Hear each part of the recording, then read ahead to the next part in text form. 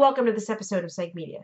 Okay, you guys, today's the day. It's finally here. You were patient, you waited, and now it's time. We're finally going to talk about Freud, and we're going to use Star Wars to help us along.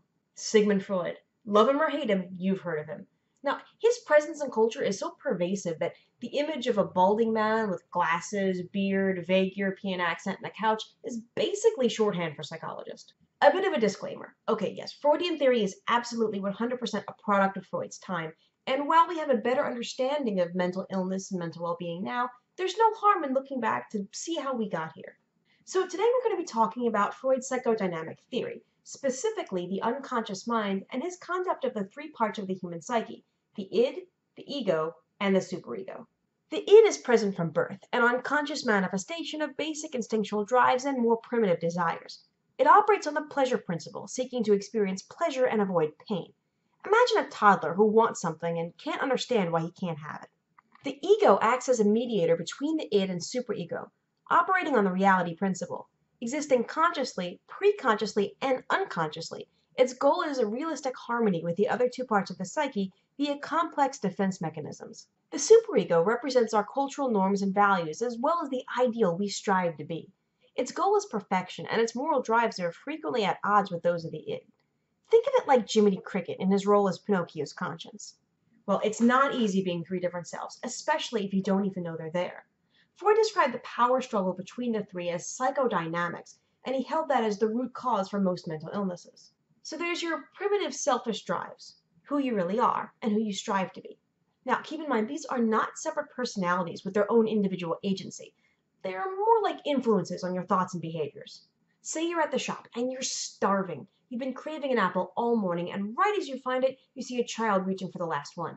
The id drive says, "No, push him out of the way. You grab it first." The superego finds that horrible and protests, so the ego fixes everything between the two by using a defense mechanism called displacement, changing your goal from unavailable apple to available banana. That dynamic takes place unconsciously, meaning you're not aware of it. You see the child go for the apple, you feel disappointed for a few seconds, then realize, hey, you know what? A banana would make a perfectly suitable snack. So at this point you're saying, okay, but how does Star Wars factor into psychodynamic theory? Well, let's talk about the Force. You know, that mystical force has a dark side, a light side, and binds the universe together. So we know that Force users who turn to the dark side can become members of the Sith Order. Yoda warns Luke that hatred, anger, and fear belong to the dark side, as do passion and excess. These seem to be inherent primitive drives associated with power, avoiding pain, and experiencing pleasure. Likewise, the Jedi Order exists as a peacekeeping organization dedicated to the light side of the Force. They're called upon to be guardians of justice and peace, work tirelessly for the greater good, and conduct themselves according to rigorous mental and emotional guidelines. So there's the ever-present threat of giving in to selfish dark side desires, tempered with a Jedi ideal that can take a lifetime to even understand. Statistically speaking, most Force users would have to fall somewhere in the middle and exist in that balance. We could stretch and say that the Jedi are all egos attempting to vanquish their ids and become their superegos. This kind of extreme emotional self-regulation is very common in Eastern religions, especially in monastic societies. The problem in Star Wars, as in our world, is the fact that even though the id, ego, and superego are just Freudian concepts, they represent a very real struggle between the human animal and our amazing reasoning brain. Id drives like seeking pleasure, avoiding pain, sating hunger and thirst, and immediacy are very important survival drives. They remain with us because they gave us an evolutionary advantage and advantageous behavior. The drives of the dark side are always described as morally wrong, but that may have been a mistake on the part of the original Jedi when the Sith formed and split off.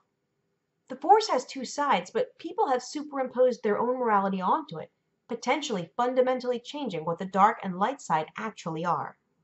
And like Freud proposing psychodynamics as the root of mental illness, we could also argue that false Force morality, resulting in polarized users and unattainable milestones of self-regulation, may be at the root of galactic conflict. Freud overestimated the importance of psychodynamics.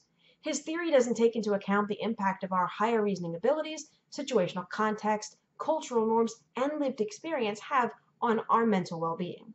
To cooperate in society, we're taught at a very young age that some desires can't be acted upon, and others need to be delayed or modified. That's why the ego exists on the reality principle. We live in reality. Anakin Skywalker was meant to bring balance to the Force, but no one's really clear on what that balance would have been like. Maybe a view of the dark side as fundamental drives rather than immoral thoughts and behaviors? Some Jedi already skirt the dark side, but remain true to the Order's ideals, so would Anakin have united and empowered them? Okay, real talk. Freud's long dead and discredited, so what does an outdated theory matter?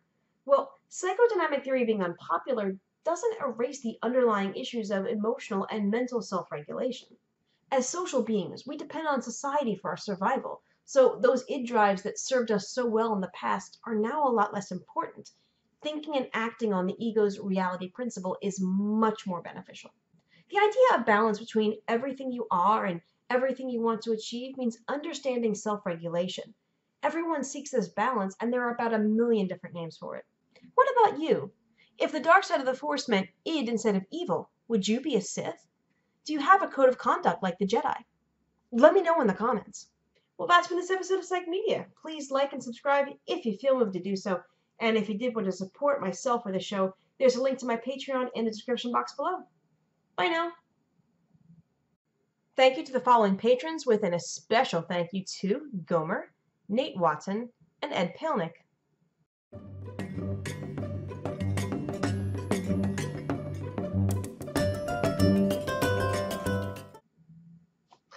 I look like a 90s stand-up comic. I mean, what's the deal with perfectly suitable snacks? It's like airliner food.